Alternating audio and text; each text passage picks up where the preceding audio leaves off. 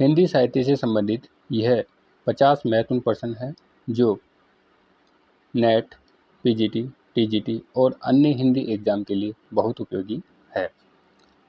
पहला प्रश्न, निराला कर्त राम की शक्ति पूजा की रचना का आधार ग्रंथ है, तो इसका आधार ग्रंथ है कृत्तिवास रामायण।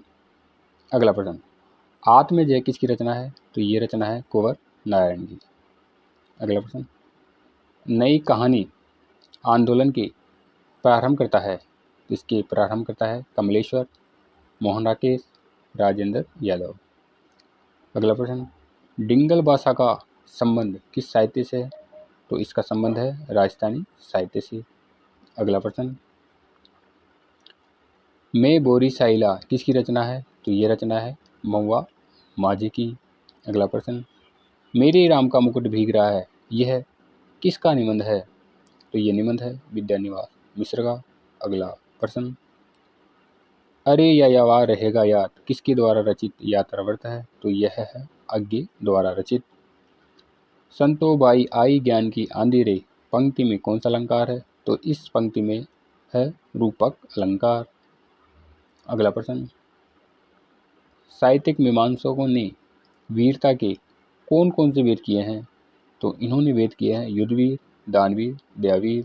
अगला प्रश्न, भारोपीय परिवार की भाषा है, तो भारोपीय परिवार की भाषा है हिंदी, गुजराती, मराठी। अगला प्रश्न, महाप्रभु वल्लभाचार्य की शिष्यों का वृत्तांत किस ग्रंथ में है, तो यह है 84 वैष्णव की वार्ता ग्रंथ में। अगला प्रश्न, काशी में हम प्रगट भये रामानंद चेताय, यह किसकी पंक्ति है, तो यह है कबीर की पंक्ति है। अगला प्रश्न, रासो शब्द की उत्पत्ति रसायन से किसने मानी है, तो यह मानी है आचार्य रामचंद्र शुक्ल ने। लक्षण ग्रंथ का अर्थ है, तो इस ग्रंथ का अर्थ है काव्यांग विवेचन। अगला प्रश्न, मतवाला के संपादक कौन है, तो इसके संपादक है सूर्यकांत त्रिपाठी निराला। अगला प्रश्न, साकी किसका संकलन है, तो यह संकलन है विजय देवनारायण शाही का। अगला प्रश्न, जीवन विवेक ही साहित्य विवेक है, किसका कथन है, तो ये कथन है हजारी प्रसाद द्विवेदी का। अगला प्रश्न, अलमा कबूतरी किसकी रचना है, तो यह रचना है मैत्रेयी पुष्पा की। अगला प्रश्न, विलोम किस नाटक का पात्र है, तो यह पात्र है आषाढ़ का एक दिन का।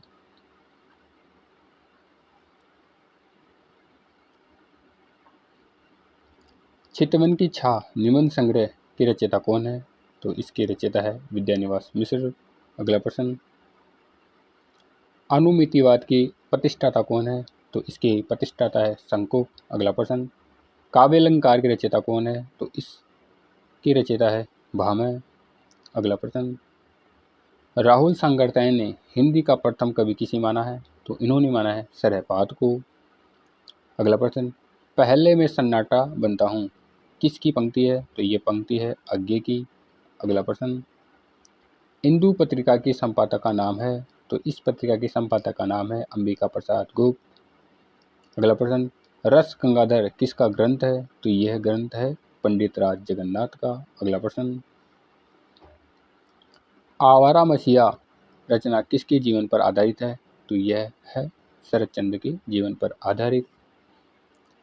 प्रगतिशील साहित्य की समीक्षाएं नामक ग्रंथ के लेखक का नाम क्या है, तो इस ग्रंथ के लेखक का नाम है रामविलास शर्मा।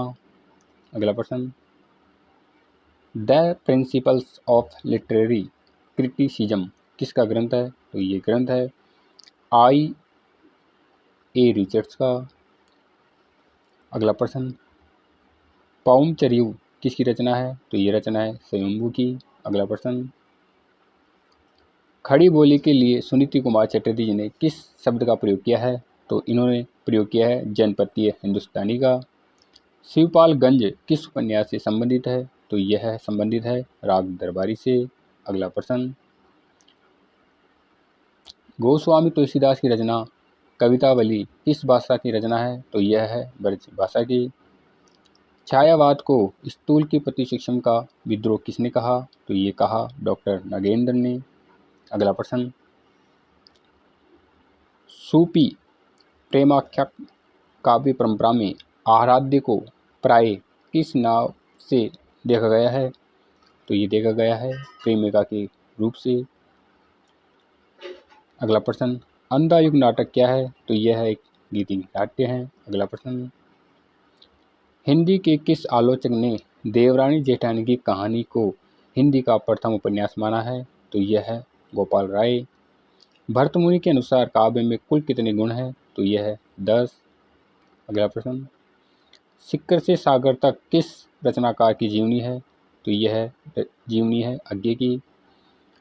समालोचनादर्श के शीर्षक से ऐसे ऑन क्रिटिसिज्म का अनुवाद किसने किया? तो ये अनुवाद किया जगन्नाथ दास रत्नाकर।